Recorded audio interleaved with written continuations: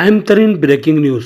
तेलंगाना के नए chief minister की हैसियत से रेवंत रेड्डी का आवाम की तवक्को के ऐन मुताबिक ऐलान कर दिया गया है। कांग्रेस हाईकमान ने रेवंत रेड्डी के नाम को चीफ मिनिस्टर की हैसियत से मंजूरी दे दी है। कौमी जनरल सेक्रेटरी के.सी. वेणुगोपाल ने रेवंत रेड्डी के नाम का सरकारी तौर पर ऐलान कर दिया।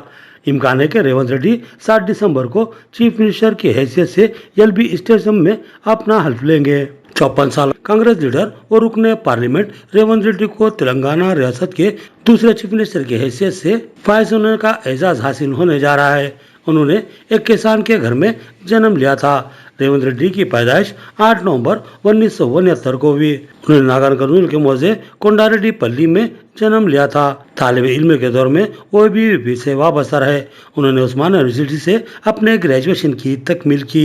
रेवंत रेड्डी साल 2006 में मेडचल के ZPTC की हैसियत से मुंतखब हुए और साल 2007 में आज़ाद उम्मीदवार की हैसियत से मजालिसी मुकामी इदारों से MLC के तौर पर मुंतखब करार पाए। बाद उन्होंने तेलुगु देशम में शमूलियत इख्तियार की।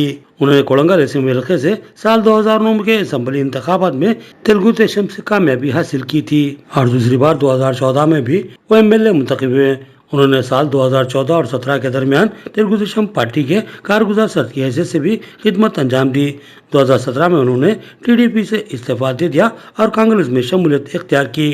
2018 में उनको तेलंगाना प्रदेश कांग्रेस कमेटी का सदर मुंतखब किया गया। सिर्फ 17 साल सियासी जिंदगी गुजारने वाले रेवंत रेड्डी बहुत तेजी के साथ सियासी मंजिलों को तय किया और चीफ मिनिस्टर के जलील क़द्र ओहदे पर फायज होने जा रहे हैं। अवाम TV की जानिब से उनको दिली मुबारकबाद पेश की जाती है।